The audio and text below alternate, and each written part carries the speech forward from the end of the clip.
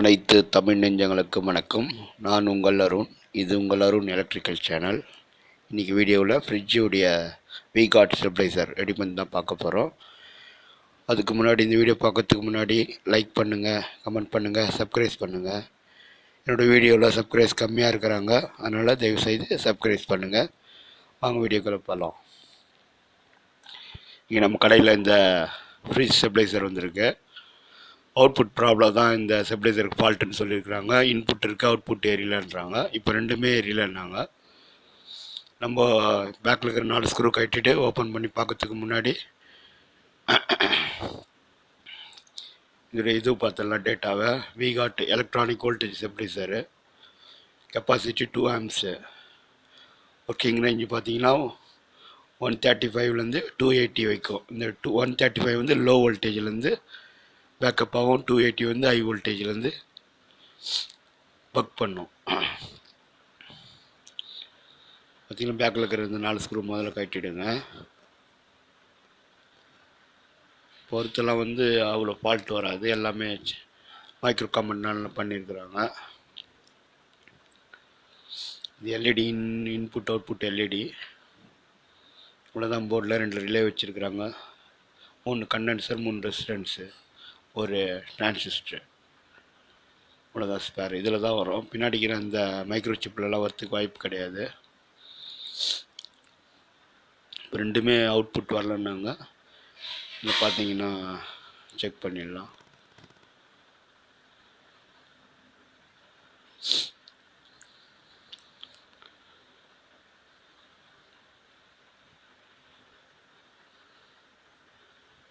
ரெண்டுமே ஏரியல. சரி, இது ஒயர் எதனா விட்டுருக்கும், டிசி வோல்டேஜ் பார்த்து போர்டில் பார்க்கலாம்.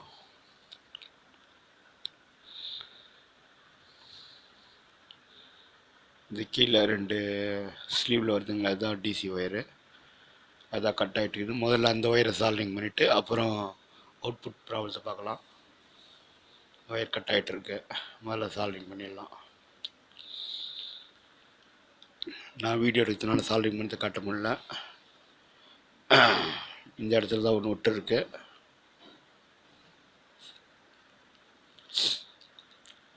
சால்விங் பண்ணிட்டு உங்களுக்கு காட்டுறேன்.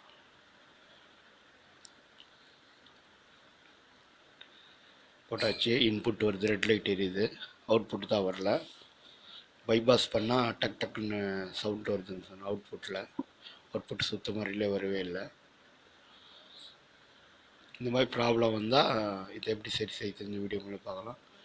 இந்த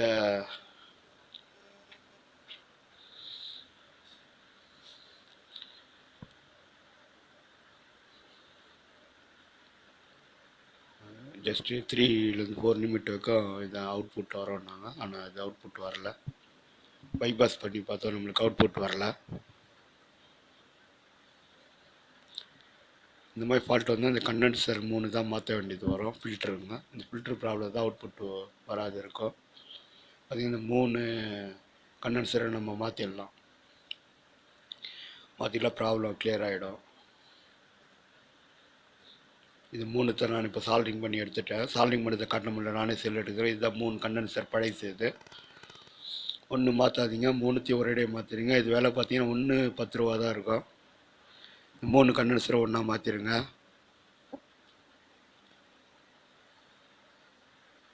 சால்ரிங் எடுக்கும்போது பத்திரமா எடுக்கணும். பக்கத்தில் வந்து மொத்தம் எல்லாம் மைக்ரோ சிப்ஸ் இருக்கும், அதனால் சால்ரிங்கில் விக்கி வச்சு நீங்கள் எடுத்துக்கோங்க.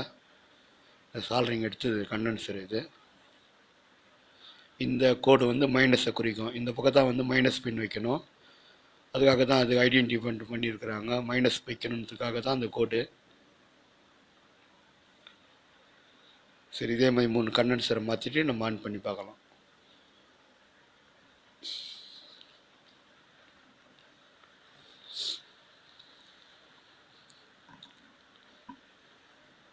இந்த ரெசிஸ்டன்ஸ் எல்லாம் பர்ன் ஆகிறதுக்கு வாய்ப்பு இல்லை. பர்னு ஓப்பன் அப்படி தெரியும். ஓப்பன் ஷார்ட் சர்க்யூட் தான் வரும் ரெசிஸ்டன்ஸு.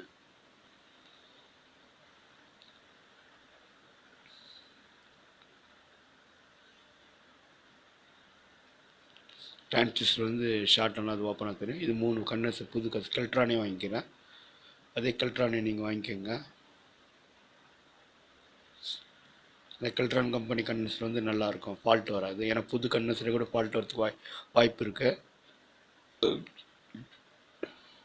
அதனால் கெல்ட்ரான் கண்டென்சரை நீங்கள் வாங்கிக்கோங்க. ஏன்னா நான் எப்போவுமே அந்த கம்பெனி தான் யூஸ் பண்ணுறது, எந்த ஃபால்ட்டும் வராது. இது இப்போ 3 கண்டென்சர் கரெக்டாக ப்ளஸ் ஆர் மைனஸ் வச்சு சால்ட்ரிங் பண்ணிடலாம். நீங்கள் ப்ளஸ் ஆர் மைனஸ் மாற்றி வச்சு சால்ட்ரிங் பண்ணிடலாம். கண்டென்சர் ஹீட் ஆகி உடனே வெடிச்சிடும். அது கொஞ்சம் கேர்ஃபுல்லாக பண்ணணும். அதனால் கரெக்டாக இந்த லைன்ஸ் போட்டுக்கிறதுல மைனஸ் வரும். இதில் பார்த்தீங்கன்னா இதுதான் மைனஸ் பின்னு, ஷார்ட்டாக இருக்கும். ப்ளஸ் மைனஸ் வந்து லென்த்தாக இருக்கும். அதை வச்சு நம்ம கண்டுபிடிச்சிடலாம். இந்த ப்ளஸ் மைனஸ் கண்டென்சர் பற்ற வைக்கும்போது ப்ளஸ் மைனஸ் ரொம்ப முக்கியங்க. அதனால் பற்ற வைக்கிறதுக்கு முன்னாடி கரெக்டாக ப்ளஸ் மைனஸ் நம்ம கரெக்டாக வச்சு பற்ற வச்சுக்கிறோமான்னு பார்த்துங்க. இது 3 சால்ட்ரிங் பண்ணிட்டு நான் உங்களுக்கு வீடியோ எடுத்து காட்டுறேன். அதில் இருக்கிற வேல்யூ அப்படியே இருக்கணும், வேல்யூ மாற்றி போடக்கூடாது. இது 100 MMD 25 volt 47K 47 MFD 25 volt. 3 soldering பண்ணிட்டு உங்களுக்கு நான் வீடியோ எடுத்து காட்டுறேன். 3 சால்ட்ரிங் பண்ணிட்டேன். 3மே கரெக்டாக ப்ளஸ் ஆர் மைனஸ் போட்டு சால்ட்ரிங் பண்ணிட்டு இருக்கிறேன்.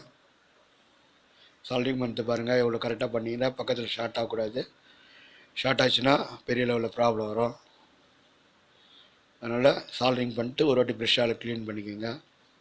இது 3 தான் நம்ம 3 கண்ணை சால்ட்ரிங் பண்ணுது. லூஸ் கான்ட்ராக்ட் இருக்கக்கூடாது.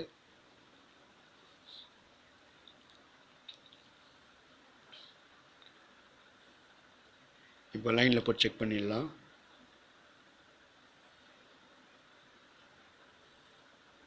முதல்ல எது போட்டாலும் சீரீஸில் தான் போட்டு டெஸ்ட் பண்ணணும். சீரீஸில் போடுறேன்.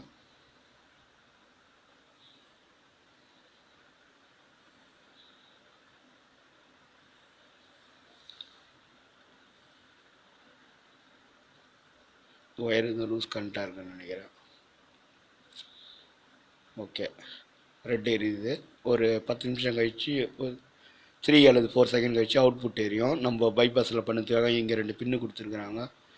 அந்த பின்னில் வச்சு நம்ம அவுட்புட் கரெக்டாக வருதான்னு பார்த்துக்கலாம். இந்த 2 பின்னு இருக்குது பாருங்கள். இதை ஷார்ட் பண்ணிங்கன்னா அவுட்புட் கிடைக்கும். சரி, நான் இந்த டெஸ்ட்டில் ஷார்ட் பண்ணுறேன். அவுட்புட் வந்துச்சு. உங்களுக்கு லைட்டு மொபைலில் இருக்கிறதுனால மொபைலில் இருக்கிற லைட் ஆஃப் பண்ணிட்டு காட்டுற கிளியராக தெரியும். அவுட்புட்டும் வந்துச்சு. இப்போது ப்ராப்ளம் சால்வ் ஆயிடுச்சு. இந்த அவுட்புட் ப்ராப்ளத்துக்கு பார்த்தீங்கன்னா இந்த ஃபில்ட்ரு தான் 3 ஃபால்ட் வரும். இந்த கண்டென்சர் 3 மாற்றிடுங்க. ரிலேலாம் வந்து எதனா மெல்ட் ஆகிருந்தால் தான் ரிலே ஃபால்ட் வரும். மீண்டும் ஒரு நல்ல வீடியோன்னு உங்களுக்கு சந்திக்கிறேன். தயவுசெய்து சப்ஸ்கிரைப் பண்ணுங்கள். நன்றி, வணக்கம். மீண்டும் ஒரு நல்ல வீடியோவுடன் உங்களை சந்திக்கும் வரை உங்களிடம் விடைபெறுவது உங்கள் அருண். நன்றி, வணக்கம்.